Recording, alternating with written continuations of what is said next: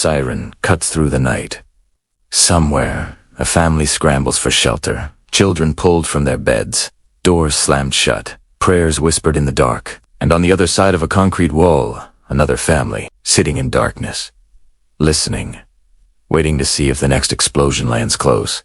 Two familias, one narrow strip of land, and a conflict that has been burning in one form or another for over 100 years. If you've ever watched the news and thought, I don't understand how it got this bad, you are not alone. The conflict between Israel and Palestine is one of the most emotionally charged, historically layered disputes on the planet. It is misunderstood, oversimplified, and far too often reduced to headlines that explain nothing. This is Foregone Chronicles, and today we are going back, all the way back, to understand how the world we see today was built. To understand this conflict, we need to travel to the late 1800s, not to Israel, not to Palestine as we know it, but to the dying days of the Ottoman Empire, a vast power that had ruled for centuries. Within Ottoman lands lay a region known historically as Palestine. It was not an empty place. Muslim, Christian, and Jewish communities had all lived there for generations. CD rooted to the same soil. Religion mattered, culture mattered, but the idea of a modern nation-state, that idea had not yet reshaped this corner of the world. That was about to change. Across Europe in the 1800s, a dangerous tide was rising. Nationalism was spreading, and with it, a surge of anti-Semitism. Jewish communities faced discrimination, violence, and organized persecution. And out of that suffering came a question, a desperate, urgent question. Where can we live in safety? The answer, for a growing political movement, was ancient and symbolic. Palestine, the land where Jewish civilization had been born. This movement became known as Zionism, the belief that the Jewish people deserved a national homeland in their ancestral territory. Beginning in the 1880s, waves of Jewish migrants began arriving in Palestine. They purchased land, they established agricultural settlements, they built communities with deep conviction and genuine hope. But Palestine, as we said, was not empty. Arab communities had farmed its valleys and tied their identity to that same land for generations. As immigration increased slowly at first, then more rapidly, tensions began to build. Not explosively, not yet, but unmistakably. Then came the war that changed everything, World War I. In 1914, the Ottoman Empire entered the conflict. By 1918, it had collapsed, and European powers divided the Middle East. Palestine fell under British control. Now here is where history makes one of its most consequential mistakes. During the war, Britain made multiple promises to multiple groups, and those promises pointed to the same land. In 1917, the British government issued the Balfour Declaration, expressing support for a national home for the Jewish people in Palestine. But Britain had also been encouraging Arab leaders to revolt against the Ottomans, with suggestions that Arab independence might follow. Two different peoples, two different sets of expectations. One government, one territory. The collision course had been set. What happened next, under British rule, inside the rising storms of the 1930s, would shatter any hope of an easy resolution. And now, through the 1920s and 1930s, the pressure was building, under what was officially called the British Mandate for Palestine. Jewish immigration increased significantly, and the reasons were urgent, heartbreakingly so. The rise of Nazi Germany in the 1930s sent Jewish refugees fleeing persecution into Palestine in growing numbers. They were coming to survive. But Arab Palestinians watched this transformation with rising alarm. They had been the majority on this land for centuries. Now, they feared, with good reason, that they were being displaced in their own homeland.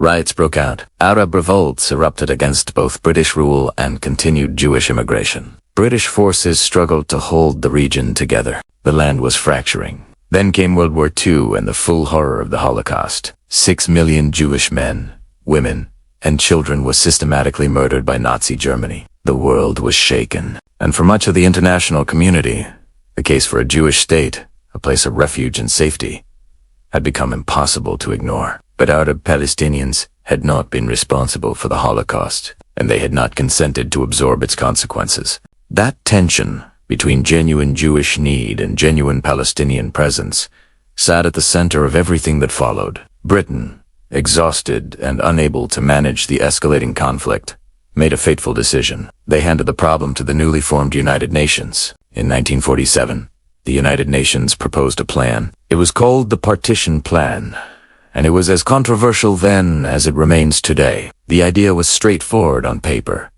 Divide the land into two separate states. One Jewish, one Arab. Jerusalem, sacred to Jews, Muslims, and Christians alike, would be placed under special international control, belonging to neither side.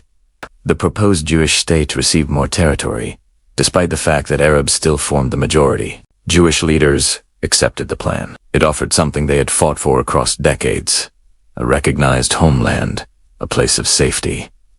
Arab leaders rejected it entirely. To them, the plan was a colonial imposition, carving up their homeland and handing it to settlers. There would be no compromise. The violence that followed was immediate. In May 1948, Jewish leaders declared the creation of the State of Israel. Within hours, the armies of Egypt, Jordan, Syria, and Iraq crossed the borders. The First Arab-Israeli War had begun. Israel not only survived, it expanded. Israel controlled significantly more territory than the United Nations partition had originally proposed. But the war left behind a wound that has never healed. Hundreds of thousands of Palestinians fled or were forcibly expelled from their homes. Entire villages were abandoned. Families left fully expecting to return once the guns fell silent. Many never did. For Palestinians, this catastrophe, this uprooting, became known by a single word: the Nakba. The catastrophe. Refugees poured into camps in Gaza, the West Bank, Jordan, Lebanon, and Syria. The camps were meant to be temporary. Many still exist. The right to return to those homes became one of the most bitterly contested issues in all the negotiations that followed. Israel was now a recognized state, but it was surrounded by neighbors who refused to accept its existence, and a region smoldering with grief. Nearly 2 decades passed. Then came the war that reshaped everything again. 1967. The Six-Day War. In 6 days, Israel won decisively. The territorial consequences were staggering. Israel captured the West Bank, Gaza, Sinai, and the Golan Heights. Overnight, over 1 million Palestinians living in the West Bank and Gaza find themselves under Israeli military occupation. For Israel, these were strategic buffers. For Palestinians, occupation meant roadblocks, military administration, and the slow erosion of daily freedom. And then came something that would deepen the crisis further still. Israeli settlements began to appear in the West Bank. Today, hundreds of thousands of Israeli settlers live in the West Bank on land that Palestinians consider the territory of any future state. By the end of the 1960s, the conflict had transformed. It was no longer simply a war between states. It had become something more intimate. A struggle between two peoples sharing the same roads, the same hills, the same checkpoints, and carrying entirely different histories of the same land. We have traveled far through collapsing empires, broken promises, declarations of statehood, and wars that redrawn maps overnight. But by the late 1980s, the conflict had shifted into something different. It was no longer primarily fought between armies on open battlefields. It had moved into streets, checkpoints, refugee camps, schoolyards. It had become personal. In 1987, a Palestinian uprising ignited across the West Bank and Gaza.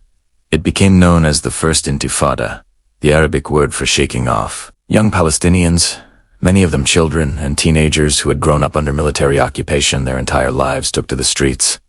They threw stones. They staged strikes. They shut down schools and markets in acts of civil defiance. The images that came out of those years, soldiers facing teenagers, shocked the world and drew unprecedented international attention.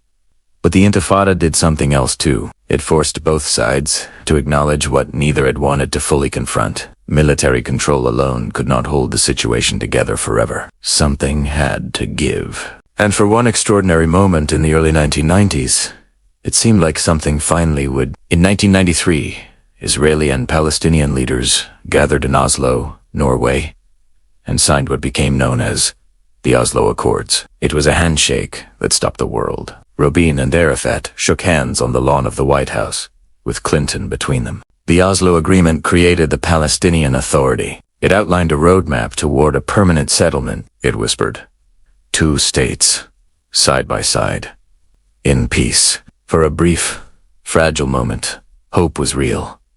But the peace process unraveled. Extremists on both sides worked to destroy it, through violence, through politics, through relentless pressure on anyone willing to compromise. In 1995, Prime Minister Yitzhak Rabin, the man who had staked his legacy and his life on peace, was assassinated. The gunshot echoed far beyond Tel Aviv. It sent a message to every peacemaker on both sides. Compromise carries a price. Subsequent negotiations stalled.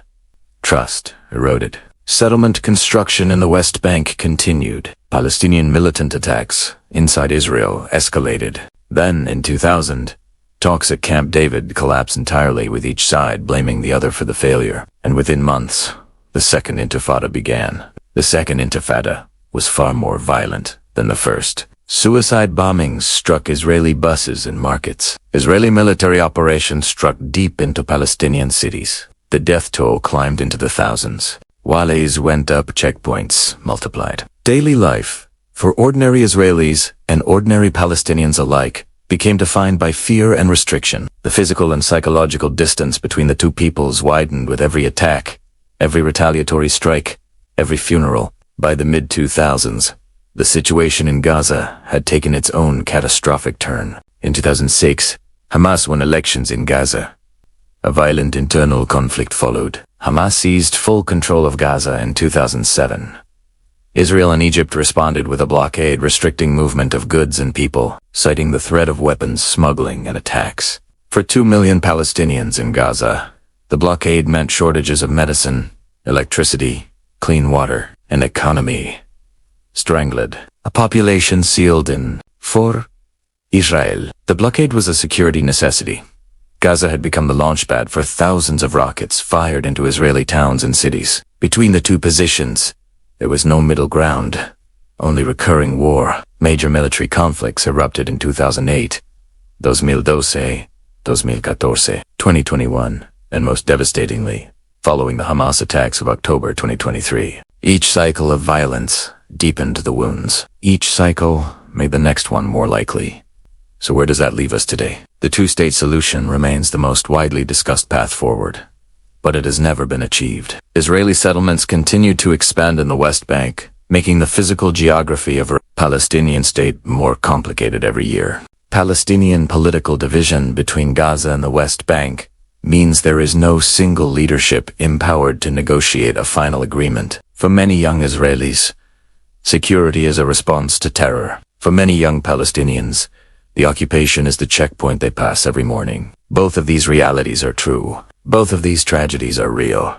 This land is small, smaller than New Jersey, but its history is immense, layered with centuries of faith, identity, survival, and grief. Sacred to 3 of the world's great religions, claimed with genuine historical roots by 2 peoples, watched by the entire world. Understanding this conflict does not mean choosing a side. It means recognizing that behind every headline are human beings, people who love the same hills, who pray in languages that grew from the same ancient soil, who want what every human being wants to live, to be safe, to have a future. The story of Israel and Palestine is not over. It is still being written in blood, in grief, and in the stubborn hope for peace. This has been Foregone Chronicles. Thank you for watching.